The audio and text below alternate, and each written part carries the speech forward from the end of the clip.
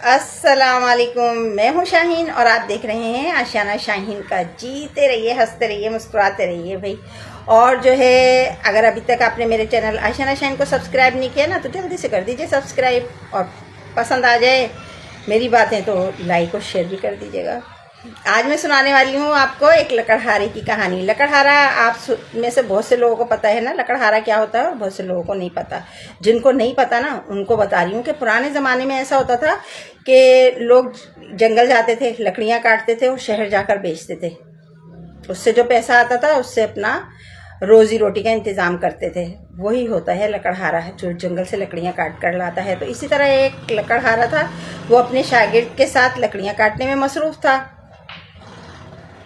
کہ اتنے میں سے نا ایک زوردار چنگھاڑنے کی آواز آئی شیر کی۔ اب جو ہے نا وہ ڈر گیا، بری طرح ڈر گیا لکڑہارا اور اس کا شاگرد، اور جلدی سے نا درخت پہ چڑھ گئے دونوں۔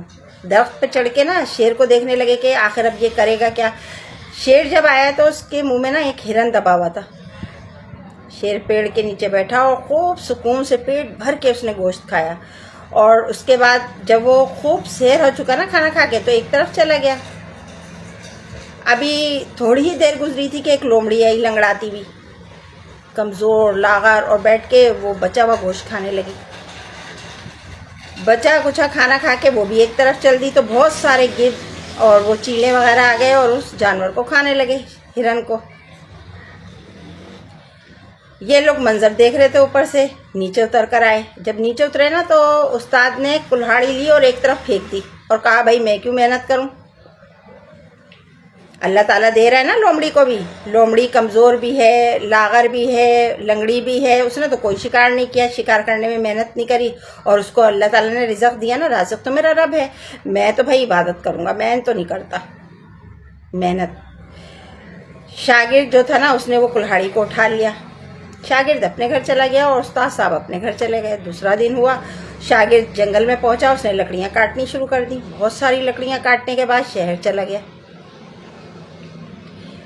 شہر کے ایک بہت بڑا کارخانہ تھا، وہاں پر جب گیا نا تو اس کارخانے کے مالک نے ساری کی ساری لکڑیاں خرید لیں اور آرڈر دیا کہ بھائی تم روزانہ مجھے جو ہے نا اتنا ہی مال پہنچا دیا کرو۔ شاگرد جو تھا وہ بڑا خوش ہوا، اس نے وہ پیسے لیے۔ پیسے لینے کے بعد سب سے پہلے اپنے استاد کے پاس گیا اور کہا استاد جی آپ کا حصہ ہے اس میں آپ کا حصہ آپ کو دینے آیا ہوں۔ تو جو استاد تھے نا وہ بڑے خوش ہوئے، کہنے لگے دیکھا اللہ تعالیٰ رازق ہے نا، میں نے تو پہلے ہی کہا تھا میں محنت کیوں کروں، اللہ نے بھیج دیا نا میرا حصہ۔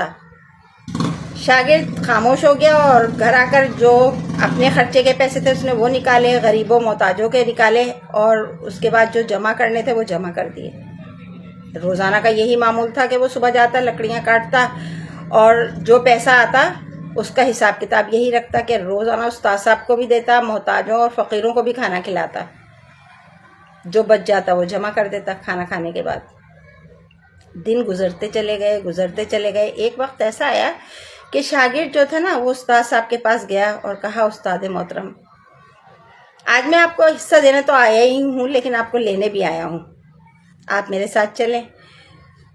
استاد جو تھے وہ بڑی خوشی خوشی چل دیے کہ دیکھو بھی شاگرد کہاں لے کے جاتا ہے۔ شاگرد لے گیا ایک بہت خوبصورت قیمتی گھر کے پاس اور کہا کہ اس کا دروازہ کھولیے، آپ کو ہی اس کا افتتاح کرنا ہے۔ استاد جو تھے انہوں نے دروازہ کھولا، اندر داخل ہوئے تو بے انتہا قیمتی سامان تھا، قیمتی فرنیچر، قیمتی قالین، ہر چیز بہترین قیمتی۔ اور اس کے بعد جو کھانا لگایا وہ بہت زیادہ بہترین کھانا تھا۔ استاد صاحب نے کھانا کھایا، جب واپس ہونے لگے نا تو کہنے لگے بات سن یہ کس کا گھر ہے اور یہ دعوت کیسی تھی، بہترین کھانا تھا۔ شاگرد نے کہا کہ جو ہے نا یہ میرا گھر ہے اور میں نے ہی آپ کی دعوت کی تھی۔ کہنے لگے تیرے پاس اتنا پیسہ کہاں سے آ گیا، تو اتنا امیر کیسے ہو گیا کہ میری دعوت کا اتنا زبردست انتظام کر سکے اور اتنا عالی شان گھر بنایا ہے تو نے۔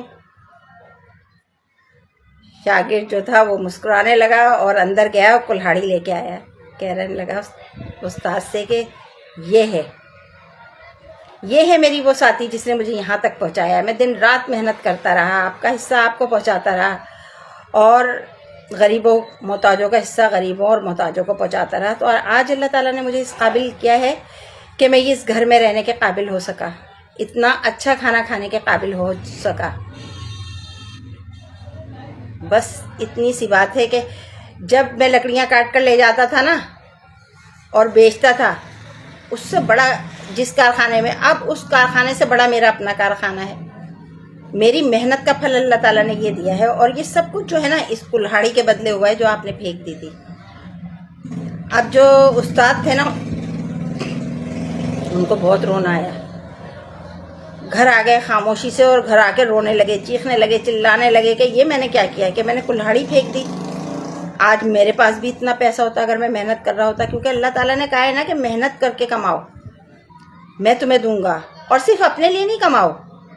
جب بھی کوئی کاروبار کرو، جب کوئی قدم اٹھاؤ نا جس سے تمہیں پتہ لگے کہ اس کے ذریعے مجھے پیسے ملنے والا ہے، تو یہ مت سوچو کہ میں اتنا بڑا گھر لے لوں گا، اتنے اچھے کپڑے پہنوں گا، ایسی قیمتی گاڑی لوں گا، اتنا اچھا کھانا کھاؤں گا۔ یہ سوچنا منع نہیں ہے، لیکن اس کے ساتھ یہ بھی سوچو کہ جتنے غریب ہیں نا، محتاج ہیں، میرے محلے میں کتنی بیوہ عورتیں رہتی ہیں، کتنے یتیم بچے رہتے ہیں، کیسے غریب لوگ رہتے ہیں، کیسے بوڑھے لوگ رہتے ہیں جو کما نہیں سکتے، میں ان سب کو دوں گا، پھر جو بچے گا نا وہ میرا۔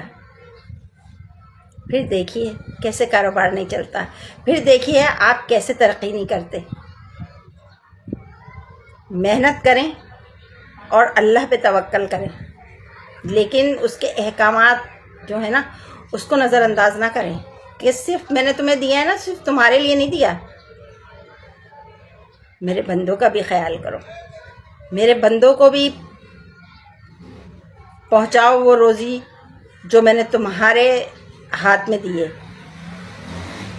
آج کی کہانی کا مقصد صرف یہ ہے کہ جب بھی کوئی محنت کریں، کاروبار کریں، تو پہلے غریبوں کا بھی سوچیں، اور دوسرے کبھی لومڑی کی طرف نہ دیکھیں، لومڑی جیسے لوگوں کی طرف نہ دیکھیں، شیر بن کے جئیں، شیر کی طرح جئیں، محنت کرنا سیکھیں، کھانا بعد میں اور کھلانا پہلے سیکھیں،